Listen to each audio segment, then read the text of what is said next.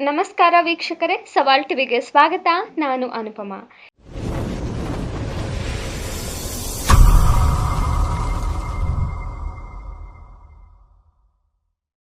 ಇಂದಿನ ನಮ್ಮ ಕೃಷಿ ಯೋಜನೆ ಕಾರ್ಯಕ್ರಮಕ್ಕೆ ನಿಮಗೆಲ್ಲರಿಗೂ ಸ್ವಾಗತ.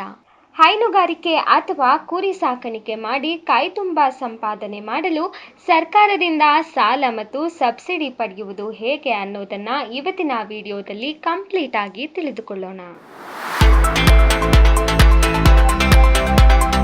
ಕೃಷಿ ಜೊತೆಗೆ ಪಶು ಸಂಗೋಪನೆಯನ್ನು ಉತ್ತೇಜಿಸಲು ಮತ್ತು ಗ್ರಾಮೀಣ ಭಾಗದ ಸಣ್ಣ ಮತ್ತು ಅತಿ ಸಣ್ಣ ರೈತರನ್ನು ಆರ್ಥಿಕವಾಗಿ ಸಬಲರನ್ನಾಗಿ ಮಾಡಲು ಕರ್ನಾಟಕ ಸರ್ಕಾರವು ಪಶುಭಾಗ್ಯ ಯೋಜನೆಯನ್ನು ಜಾರಿಗೆ ತಂದಿದೆ. ಈ ಯೋಜನೆಗೆ ಯಾರೆಲ್ಲ ಅರ್ಜಿ ಸಲ್ಲಿಸಬಹುದು ಅಂದರೆ ಸಣ್ಣ ಮತ್ತು ಅತಿ ಸಣ್ಣ ರೈತರು, ಭೂರಹಿತ ಕೃಷಿ ಕಾರ್ಮಿಕರು, ಮುಖ್ಯವಾಗಿ ವಿಧವೆಯರು ಮತ್ತು ಸಂಕಷ್ಟದಲ್ಲಿರುವ ಮಹಿಳೆಯರಿಗೆ ಇಲ್ಲಿ ವಿಶೇಷ ಆದ್ಯತೆ ಇದೆ. ಈ ಯೋಜನೆಯಡಿ ಎಸ್ಸಿ ಎಸ್ಟಿ ವರ್ಗದವರಿಗೆ 50% ಸಹಾಯಧನ ಮತ್ತು ಇತರೆ ವರ್ಗದವರಿಗೆ 25% 33% ಸಹಾಯಧನ ಲಭ್ಯವಿದೆ. ಇನ್ನು ಬ್ಯಾಂಕ್ಗಳ ಮೂಲಕ 1,20,000 ಸಾಲ ಲಭ್ಯವಿದೆ.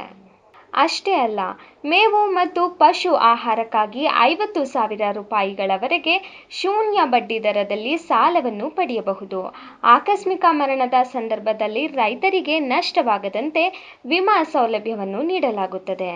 ವಿಮೆ ಮಾಡದ ಪಶುಗಳ ಮರಣಕ್ಕೆ 10,000 ರೂಪಾಯಿಗಳ ಪರಿಹಾರ ಧನ ವಿತರಿಸಲಾಗುತ್ತದೆ.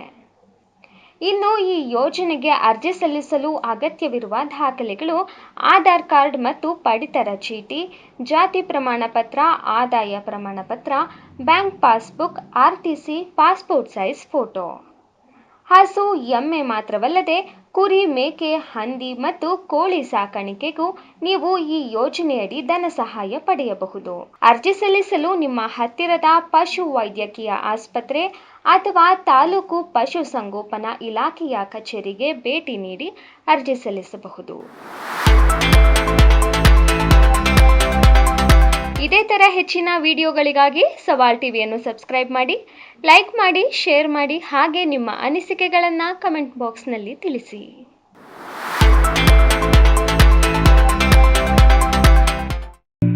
ಸವಾಲ್ ಟಿವಿ ಸದಾ ನಿಮ್ಮೊಂದಿಗೆ.